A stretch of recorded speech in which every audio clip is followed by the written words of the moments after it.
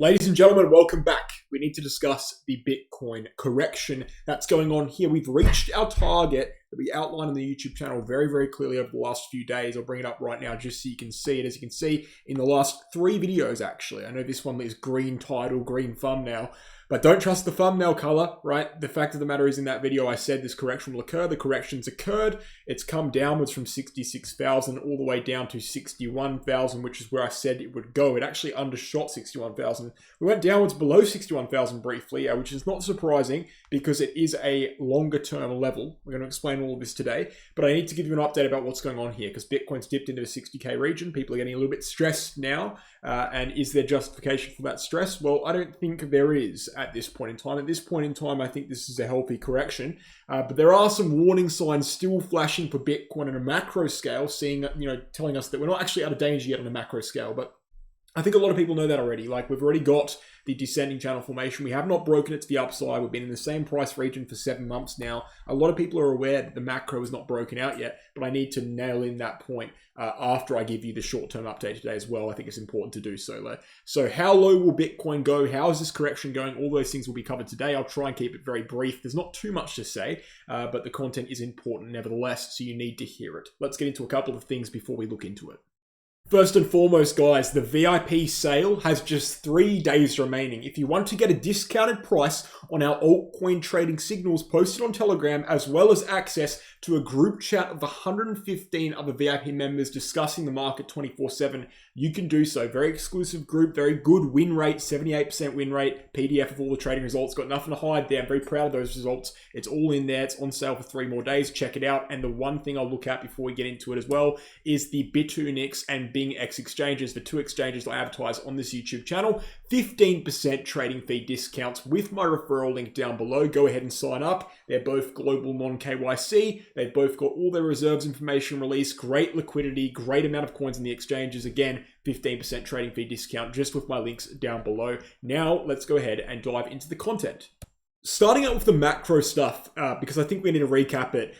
Is the DXY. The DXY is very, very important, and a lot of people don't talk about it. I know, like, you're thinking, well, this is a Bitcoin video. Why are we talking about this random chart? This is a chart that represents the strength of the US dollar in relation to other currencies, and it's very, very important because what we identify very clearly is that when this chart goes down, we see the markets go up. When this chart goes up, we see the markets go down. If you see this circle right here, that's the 2017 bull market on Bitcoin. Throughout the entirety of the bull market on Bitcoin, from December 2016 when we first broke outwards, all the way to the top in January 2018 on altcoins, right?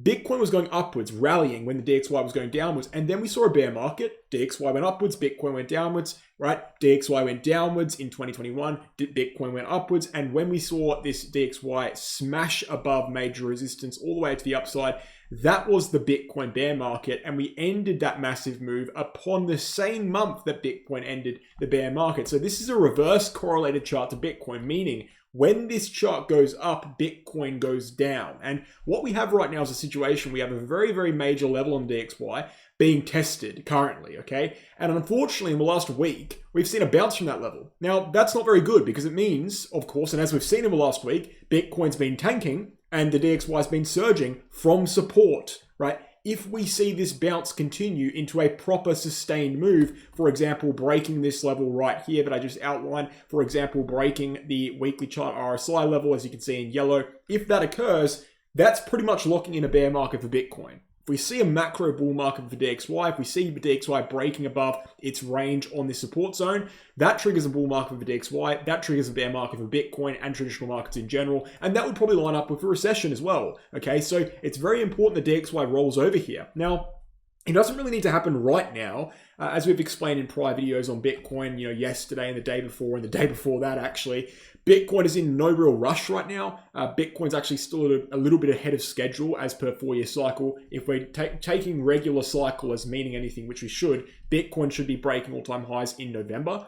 Now, that doesn't mean we can't do it before then or later than then. It just means November is the mid-range kind of point for which the 4-year cycle determines that's the time to break outwards. So we're not really in a rush. In fact, we're a little bit ahead of schedule still. Even after this 7 months of consolidation, we're still a little bit ahead of schedule. I mean, that move upwards was gigantual. Is that a word? Gigantual? I don't know, but it's a very big move to the upside.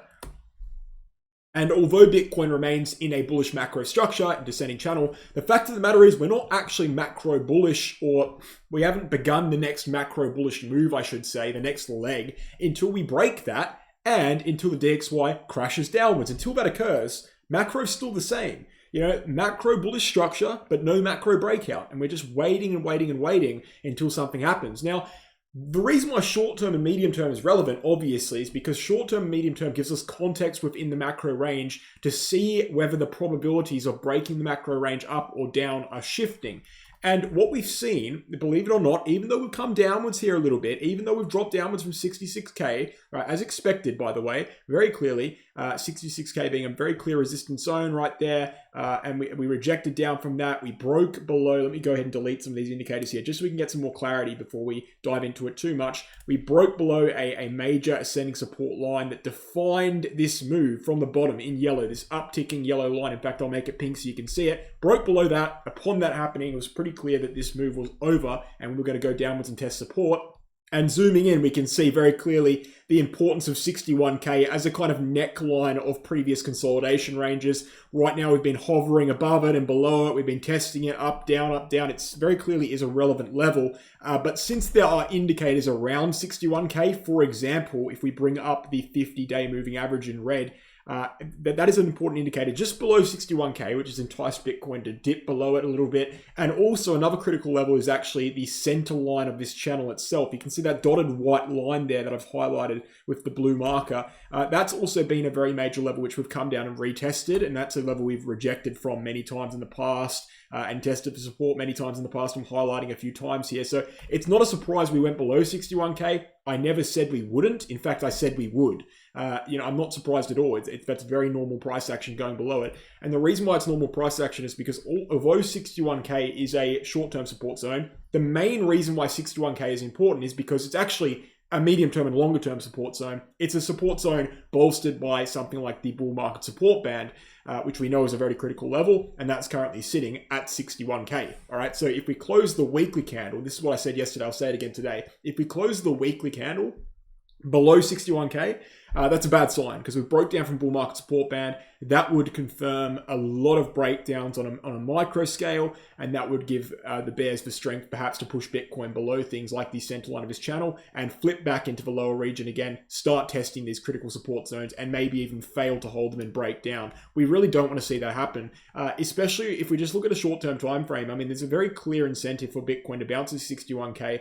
As I said before, is very clearly the neckline of the prior consolidation region that was occurring before we even started this upwards trend to begin with. And this is an upwards trend. I mean, we saw higher lows and higher highs now. So breaking 61K, we break that neckline, we go backwards into a downwards trend most likely. So we don't want to be breaking 61K, especially on medium term or longer term time frames. It's okay to go below a bit on short term. Again, I never said it wasn't. If we go below it here, we go something like 59, even something like 58. We could do that as long as it's short-lived, right? The fact of the matter is we have to hold this level on longer time frames so that we can form a higher low in this upwards trend, a higher low, and continue the upwards trend with another higher high that would break the entire channel itself. So right now, we're not in a bad position.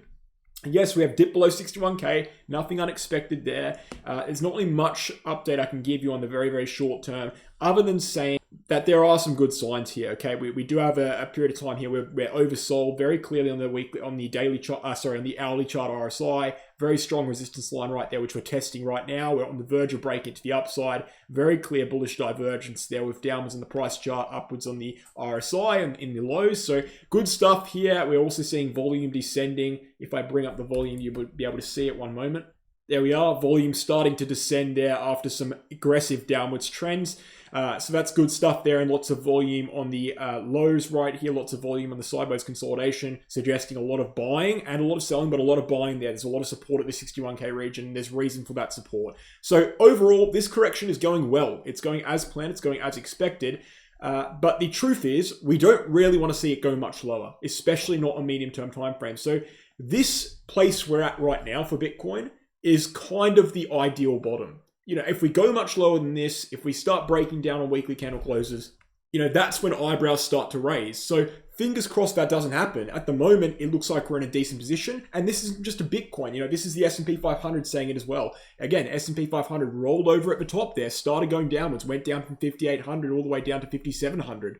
But during that correction, what we've done in the last day, just in the last day, is we've flipped the prior all-time high for support. So again, an ideal place to bottom. We don't want to go much lower than that. We've done the perfect flip. We've done it. Now we just need to hold it. And exactly the same thing on Ethereum. Ethereum reaching our exact target from yesterday's video, rejecting from critical resistance, coming down and flipping right on top of that neckline there, right on top of that previous support zone, right on top of that previous resistance. Again, that is really the perfect place to bottom. So let's hope we don't go much lower.